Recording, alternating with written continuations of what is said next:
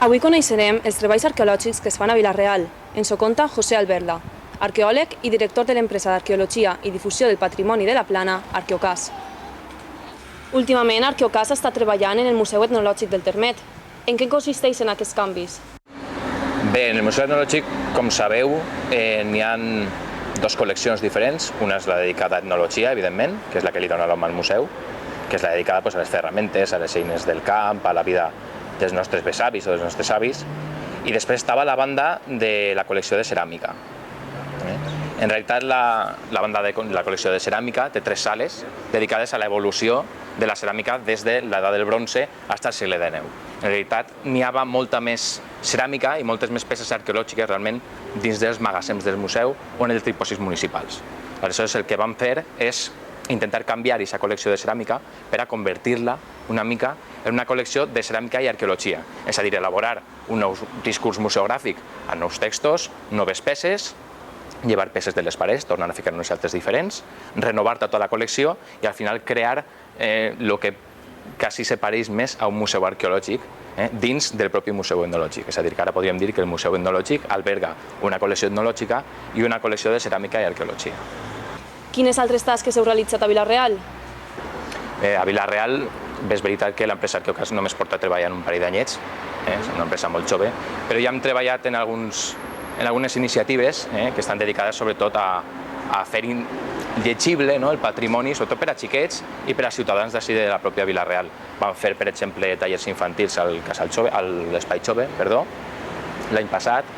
Vam fer l'exposició de tresors arqueològics de Vila-real al Museu Casa Apolo l'any passat.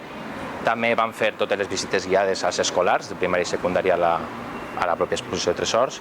Han fet aquesta exposició o aquesta, diguem-ne, col·lecció de ceràmica i arqueologia que ja és permanent al museu, de moment. I de moment també estem treballant en altres iniciatives, en altres conselleries, però que de moment no puc encara dir-vos en què consisteixen. Com és el dia a dia d'un arqueòleg? El dia a dia d'un arqueòleg és difícil, més com està avui en dia la situació. L'arqueologia depèn molt de l'obra i enguany, ja fa molts anys que no se fan obres, en la qual el treball ha disminuït molt.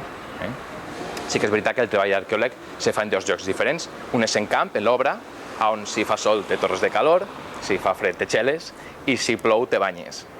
I després està l'altre lloc on treballa un arqueòleg, que és sobretot en la biblioteca, en els arxius i damunt d'un ordenador. Així és el treball d'un arqueòleg. És un treball que econòmicament no és rentable, però personalment és satisfactori. Estàs satisfet amb els estudis de patrimoni que es fan a Vila-real o creus que se n'haurien de fer més, enfocar-los d'una altra manera? Els estudis de patrimoni o treballs arqueològics que se fan a Vila-real jo penso que són insuficients. I crec que s'hauria de treballar una miqueta més en aquest aspecte. És a dir, jo crec que s'haurien de portar a terme més iniciatives perquè la gent de Vila-real, sobretot la gent menuda, els escolars, conegueren millor el patrimoni que tenen a Vila-real i sí que és veritat que tenim un centre històric que està encara per explotar. Se podria treballar molt més en ell i sí que és veritat que els treballs que n'hi ha arqueològics a Vila-real són tots de principis del segle passat o de mitjans del segle XX. És a dir, que crec que s'haurien d'actualitzar i realitzar-ne nous.